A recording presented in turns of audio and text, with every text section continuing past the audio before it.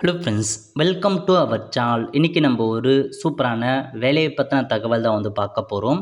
அதாவது தேசிய அனல் மின் நிலையம் இருக்குது பாருங்கள், அங்கேருந்து உங்களுக்கான வேலையை அறிவிச்சிருக்காங்க. இப்போ இந்த வேலைக்கு யார் யாரெல்லாம் அப்ளை பண்ணலாம், இதுக்கு தேவையான எலிஜிபிலிட்டி என்ன, இதை பற்றின மொத்த இன்ஃபர்மேஷன் தான் இந்த வீடியோ பார்க்க போகிறோம். இந்த வீடியோ ஸ்கிப் பண்ணாமல் ஃபுல்லாக பாருங்கள். அது மட்டும் அல்ல, இந்த வீடியோ நிறைய பேருக்கு ஷேர் பாருங்கள். ஓகே, அதாவது என்டிபிசி லிமிடெட் இருக்கு பாருங்கள், அங்கேருந்து உங்களுக்கான வேலையை அறிவிச்சிருக்காங்க.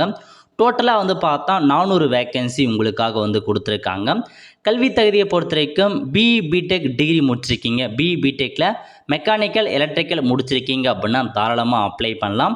மினிமம் பார்த்தா 1 இயருக்கான போஸ்ட் குவாலிஃபிகேஷன் ஒர்க் எக்ஸ்பீரியன்ஸ் கேட்டிருக்காங்க. ஸோ ஃபிக்ஸ்டு டேர்ம் எம்ப்ளாய்மெண்ட் 3 வருஷம் உங்களுக்கு பார்த்தா ஃபிக்ஸ்டப்பாக நீங்கள் ஒர்க் பண்ணுவீங்க அப்படின்றத சொல்லியிருக்காங்க.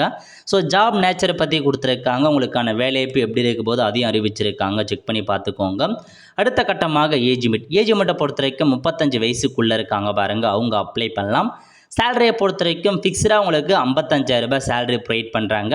அடிஷ்னலி ஹச்ஆர்ஏ இருக்குன்னு சொல்லியிருக்காங்க. கம்பெனி அக்கமடேஷன், நைட் ஷிஃப்டாக இருக்கவங்களுக்கு அலோவன்ஸ் அந்த மாதிரி நிறையா ப்ரொவைட் பண்ணியிருக்காங்க.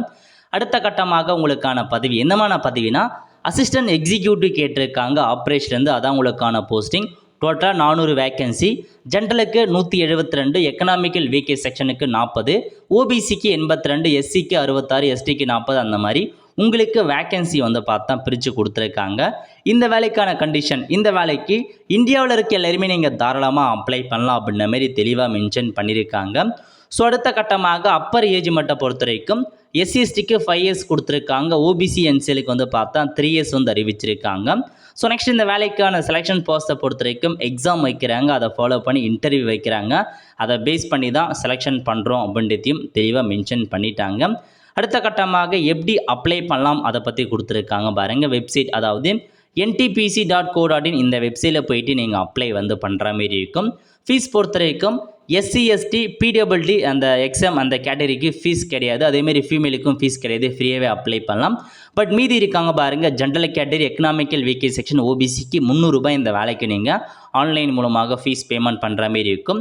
ஸோ விருப்பம் தகுதியும் இருக்கவங்க அப்ளை பண்ணுங்கள். அப்ளை பண்ணுறதுக்கான கடைசி தேதி 1/3/2025, அதுக்குள்ளே இந்த வேலைக்கு நீங்கள் ஆன்லைன் மூலமாக அப்ளை பண்ணுற மாரி இருக்கும். அப்ளை பண்ணுறதுக்கான லிங்க் எல்லாமே நான் டிஸ்கிரிப்ஷன் கொடுத்துட்றேன். விருப்பம் தகுதியும் இருக்கவங்க இந்த வேலைக்கு அப்ளை பண்ண பாருங்கள். அவ்வளோதான் ஃப்ரெண்ட்ஸ், கண்டிப்பாக இந்த வீடியோ பிடிச்ச லைக் பண்ணுங்கள். அது மட்டும் அல்ல, இந்த வீடியோ நிறைய பேருக்கு ஷேர் பண்ணுங்கள்.